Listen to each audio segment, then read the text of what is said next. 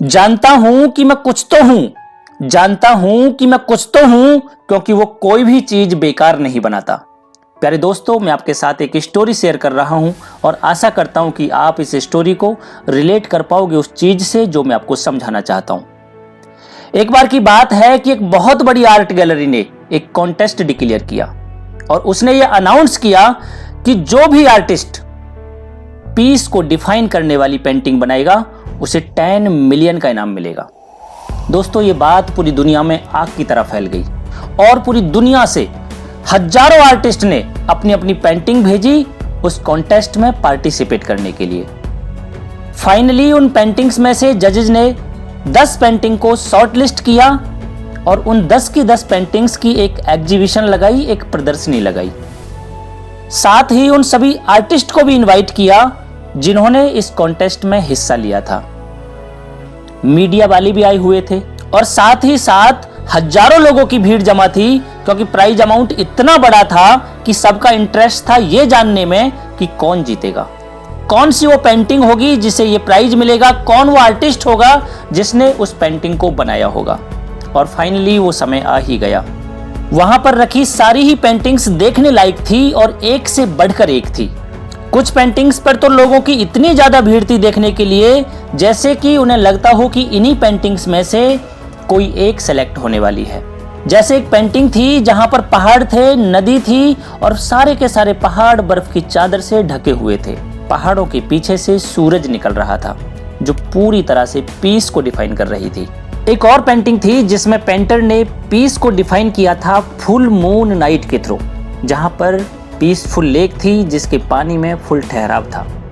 साथ ही तारों की रोशनी के बीच चांद दिखाई दे रहा था। एक और पेंटिंग थी जिसमें बिल्कुल नीला आसमान था और पहाड़ों के साथ साथ हरी घास और पेड़ पत्तियां थीं। यानी कि सारी ही पेंटिंग्स ऐसी जिन्हें देखकर ही मन शांत हो जाए। यानी कंपटीशन बहुत ही टफ था, क्योंकि जजेज को उनमें से किसी एक पेंटिंग को शॉर्टलिस्ट करना था। फाइनली जजेज ने अपने माइंड से एक पेंटिंग को सिलेक्ट किया और उस पेंटिंग को एक बड़े से कर्टन के पीछे रख दिया। सामने बैठे सभी लोग अनाउंस का बेसब्री से इंतजार कर रहे थे और जैसे ही उस पेंटिंग को कर्टन के पीछे से सबके सामने रखा तो सबके सब लोग हैरान रह गए, एक दूसरे की शक्ल देखने लगे, क्योंकि किसी को कुछ समझ ही नहीं आ रहा था। हुआ ये कि जो पेंटिंग वहां पर दिख रही थी वो दूर दूर तक शांति को डिफाइन नहीं कर रही थी, क्योंकि उस पेंटिंग में आंधी तूफान के साथ साथ एक घर था। उस घर की खिड़की से एक व्यक्ति मुस्कुराता हुआ एक पेड़ को देख रहा था। और फाइनली जब उसके आर्टिस्ट से उस पिक्चर के पीसफुल होने का कारण पूछा तो उस आर्टिस्ट ने बताया कि इतनी आंधी और तूफान के बीच भी देखिए ये व्यक्ति कितना शांत और मुस्कुरा रहा है। साथ ही ये उस भगवान की क्रिएटिविटी को देख रहा है जिसने जितनी सुंदरता से इस पेड़ को बनाया होगा, जो अपनी पत्तियों के साथ इस आंधी इस तूफान से मुकाबला कर रहा है। दोस्तों, इस दुनिया में एक से बढ़कर एक कलाकार, एक से बढ़कर एक आर्टिस्ट हैं। अगर किसी आर्टिस्ट को तुम सेम एक जैसी 2 पिक्चर बनाने को कहो तो वो कहीं ना कहीं माइनर डिफेक्ट जरूर कर जाएगा। जरा याद करो उस भगवान को कि उसने इस दुनिया में लाखों करोड़ों पेड़ बनाए, हजारों प्रजातियों के, और एक पेड़ की पत्ती की कटिंग जैसी होती है उस पर लगी हजारों पत्तियां उसी टाइप की होती हैं। इस ब्रह्मांड में सूरज, चांद, तारे, ग्रह, उपग्रह सब अपनी अपनी कक्षाओं में नियमित गति कर रहे हैं, चक्र लगा रहे हैं। जरा सोचो कि उनको चलाने वाली कौन सी वो शक्ति है जो एक सेकंड भी अपने पथ से विचलित नहीं होते। जरा इमेजिन करो कि जब भगवान आपके इस प्यारे सुंदर शरीर को बना रहे थे, अगर वो आपके इस हाथ को कोहनी से मोड़ ना भूल जाते तो क्या होता? क्या हम हाथ को मोड़कर खाना खा पाते या वो जरूरी काम कर पाते जो हाथ को मोड़कर करते हैं? जरा सोचो कि जब भगवान आपकी इस बॉडी को स्ट्रक्चर कर रहे थे, इसको बना रहे थे, अगर वो आपके पैरों को इस घुटने से मोड़ना भूल जाते तो क्या होता? क्या होता कि अगर भगवान आपकी नाक को होठों के ऊपर ना लगाकर सर के पीछे लगा देते? और क्या करते हम? खाने को पहले नाक को सूंघाते कि चेक करो जरा खराब तो नहीं हुआ है, और फिर हम उसको खाते। दोस्तों, आपके इस शरीर में उस भगवान ने एक भी अंग को ऐसी जगह नहीं लगाया जहां ऐसा लगता हो कि ये अंग इस जगह पर नहीं होना चाहिए था। उसने हर चीज को बड़े सुंदर तरीके से हमारे शरीर में फिट किया है। इसलिए दोस्तों सतम विहाय भोक्तव्यम सहस्त्रम स्नान माचरेत लक्षम विहाय दातव्यम कोटि तत्व हरिम भजेत। सतम विहाय भोक्तव्यम 100 काम छोड़ दो। अगर भोजन का समय है तो पहले भोजन करो। सहस्त्रम स्नान माचरेत और 1000 काम छोड़ दो। अगर स्नान का समय है तो पहले स्नान करो।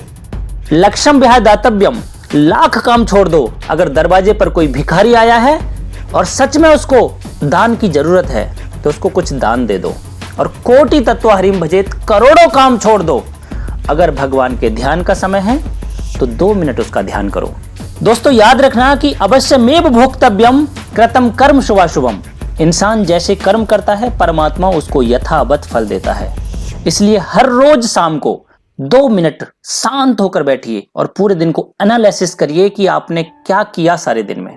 कुछ काम ऐसे होंगे जो आपको नहीं करने चाहिए थे और आपने किए, तो कोशिश करिए कि आने वाले टाइम में आप उनको ना करें।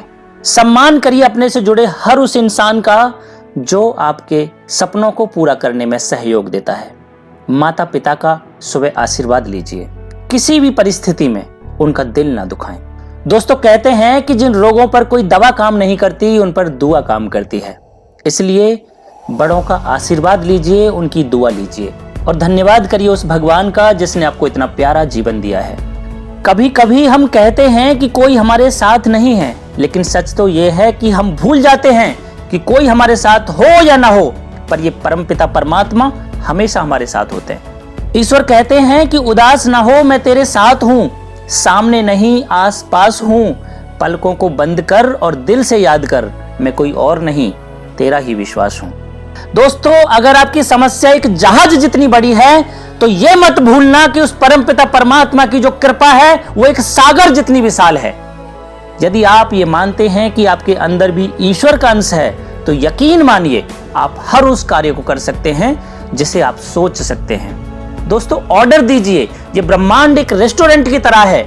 अगर आप सच्चे दिल से सच्चे मन से अगर अपना ऑर्डर इस ब्रह्मांड को देते हैं तो मैं ये गारंटी देता हूं कि एक न एक दिन आपकी ये विश जरूर पूरी होगी। सपने तो देखिए, उनको पूरा करने की भगवान से जिद तो कीजिए।